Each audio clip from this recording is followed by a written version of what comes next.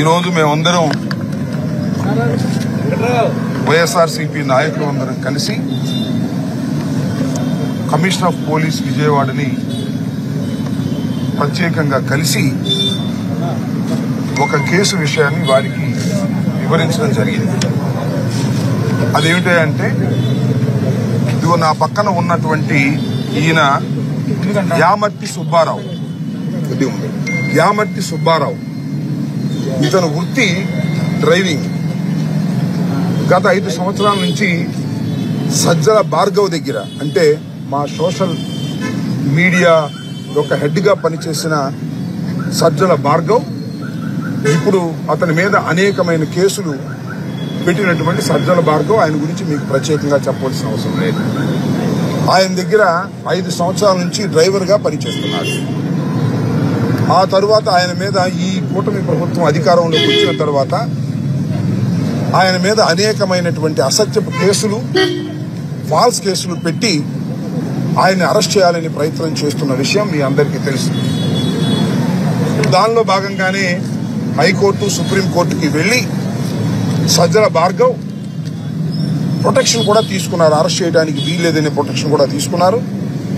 నిన్న సుప్రీంకోర్టులో కూడా వాదనలు జరిగాయి. ఆయన ఆల్రెడీ ప్రొటెక్షన్లో ఉన్నాడు, అరెస్ట్ చేసే పరిస్థితి లేదు అనే విషయం కూడా తేట తెల్లవిగా ఢిల్లీ వేదికగా సుప్రీంకోర్టులో కూడా ఆర్గ్యుమెంట్స్ జరిగాయి.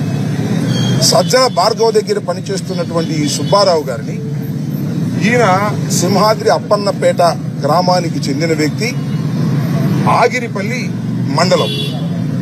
ఈయన్ని నిన్న ఉదయం ఈయన్ని తీసుకొని పోలీసులు ఆయన దగ్గరికి వెళ్లి మఫ్టీలో ఈయన్ని కొన్ని వివరాలు అడిగారు. సజ్జల భార్గవ్ అనే వ్యక్తిని ఎక్కడ ఉన్నాడు, నువ్వు ఆయన్ని ఫైనల్ గా ఎక్కడ డ్రాప్ చేశావు, ఎక్కడున్నాడో సమాచారం నువ్వు చెప్పు అని అడిగారు, ఒత్తిడి చేశారు. నాకు తెలియదు సార్, ఆయన అయితే లేడు, ఇప్పుడు ఎక్కడికి వెళ్ళాడో నాకు తెలియదు, డ్రైవర్గా నేను పనిచేసే వ్యక్తినే తప్ప ఆయన వేరే బోట్స్ నాకు తెలియవు సార్ అని చెప్పాడు.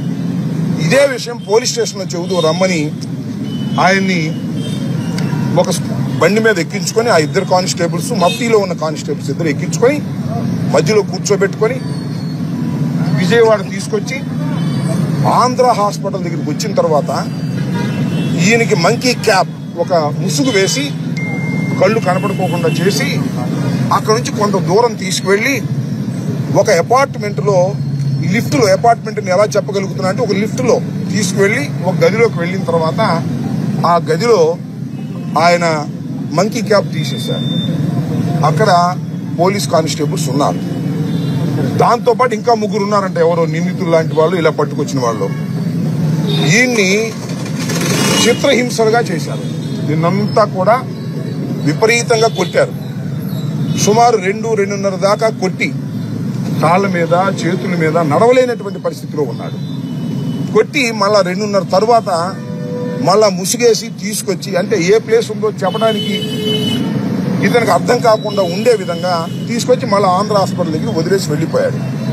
చావు బతుకుల మీద ఉంటే బంధువులు వచ్చి వారిని తీసుకువెళ్ళి హాస్పిటల్లో ట్రీట్మెంట్ చేయడానికి హాస్పిటల్లో జాయిన్ చేస్తే మళ్ళీ తెల్లారిగట్ట బెడ్ లేవని తిప్పి పంపించేశారు. ఇన్ని దెబ్బలు తగిలినా కూడా. దీన్ని విచారణ చేయమని కమిషనర్ ఆఫ్ పోలీస్కి వారి చేత కంప్లైంట్ ఇప్పించేందుకు మేము వచ్చాం. ఇది చాలా దారుణమైనటువంటి అంశం. పోలీసు వారు సజ్జల భార్గవ్ని పట్టుకోవడం కోసం విచారణ చేయవచ్చు, తప్పులేదు. సజ్జల భార్గవ్ని పట్టుకునే అవకాశం కూడా లేదు, ఎందుకంటే court has given a protection. అయినా మా నాయకుల్ని అరెస్ట్ చేసి లోపల పెట్టి బెయిల్ రాకోకుండా చేసి భయపెట్టాలనేటువంటి కార్యక్రమంలో ఒక అమాయకుడైనటువంటి డ్రైవర్ని, ఆయన మా పార్టీ కాదు, మా సింపథైజర్ అయితే అవ్వచ్చు, మా పార్టీ నాయకుడు కూడా కాదు, బ్రతుకు తెరువు కోసం డ్రైవింగ్ చేసుకునేటటువంటి యామర్తి సుబ్బారావుని అతి దారుణంగా చిత్రహింసలు చేసి సజ్జల భార్గవ్ యొక్క అడ్రస్ కనుక్కోవడానికి తాపత్రయపడ్డారు. ఇది మోస్ట్ ఇల్లీగల్ అని మనం చేస్తున్నాం. ఏదో చెప్తున్నారు కదా, వాళ్ళని కొట్టారు, వీళ్ళని కొట్టారు, ఆ ఎంపీని కొట్టారు, చాలా గందరగోళం చేశారు. ఎంపీ అయినా, ఎమ్మెల్యే అయినా, డ్రైవర్ అయినా చట్టంలో సమానం అనే విషయాన్ని ఈ సందర్భంగా మనవి చేస్తున్నాను. ఈ విషయాన్ని సిపి గారికి ప్రాథమికంగా ఒక కంప్లైంట్ ఇచ్చాం. యాక్షన్ తీసుకుంటారు లేదు చూస్తాం. యాక్షన్ తీసుకోకపోతే we have a legal ways, so many ways ఉన్నాయి. మళ్ళా ఇంకా ఉన్నతాధికారులకి రిప్రజెంట్ చేస్తాం. అన్ని ఎగ్జాస్ట్ అయిపోయిన తర్వాత న్యాయపరంగా న్యాయస్థానాలకు కూడా వెళ్తామని మనం చేస్తున్నాం. ఎవరైతే తన డ్యూటీస్ లో అధికంగా ప్రవర్తిస్తారో, బియాండ్ ది డ్యూటీస్, పోలీస్ వ్యవస్థలో వారు అరెస్ట్ చేయవచ్చు, లేదా విచారణకు పిలవచ్చు, లేదా నోటీస్ ఇవ్వచ్చు తప్ప లాఠీ పెట్టి కొట్టడం కానీ, చిత్రహింసలు గురి చేయటం కానీ భారత రాజ్యాంగంలో సిఆర్పిసిలో తప్పిది. పోలీసుల మీద ప్రైవేట్ కేసులు కూడా పెట్టేటటువంటి అవకాశం ఉంది. ఇంతకు ముందు అనేక సందర్భాల్లో ప్రైవేట్ కేసులు పెట్టి పోలీసులు ఉద్యోగాలు కూడా ఊడగొట్టినటువంటి సందర్భాలు ఉన్నాయి. నిరూపణ అయితే అని గుర్తుపెట్టుకోమని మనం చెప్తున్నాం. ఈ విధంగా బియాండ్ ది డ్యూటీస్ పోలీసులు ప్రవర్తన చేస్తున్నారని చెప్పడానికి ఇది ఒక ఉదాహరణ. ఇది ఒకటే కాదు, మీకు మరొకటి కూడా చెప్తా. విజయవాడలోనే గౌతమ్ రెడ్డి గారి మీద 307 వేశారు. సరే 307 కరెక్టా తప్ప, that is the different matter. ఇంట్లోకి ఎలా ప్రవేశించారు? రాత్రిపూట కిచెన్ డోర్లు తీసి పోలీసులు ప్రవేశించారు. సీసీ కెమెరాల్లో ఫుటేజ్ మీరు చూసి ఉంటారు అందరూ కూడా.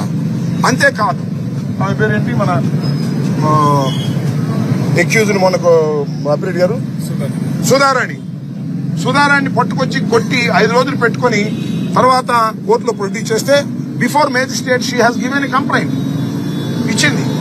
అలాగే కడపలో రవీంద్ర, ఆయన కూడా బిఫోర్ ది మేజిస్ట్రేట్ నన్ను కొట్టారని ఇచ్చారు. అంటే పెద్ద ఎత్తున ఈ రాష్ట్రంలో వైఎస్ఆర్సీపీకి సంబంధించినటువంటి నాయకుల్ని, సోషల్ మీడియా యాక్టివిస్టుల్ని చేయి చేసుకుంటున్నారు, కొడుతున్నారు పోలీసు యంత్రాంగం. ఇది సరైన విధానం కాదు. ఇవాళ ఒక డ్రైవర్ను కూడా పట్టుకుని కొట్టి మరి సజ్జల భార్గవ్ యొక్క అడ్రస్ తీసుకోవడానికి తాపత్రయం. ఎందుకే అంత తాపత్రయం? మేము ఎక్కడికి పోతాం? దేశాలను విడిపోతామా? న్యాయస్థానానికి వెళ్తున్నాం.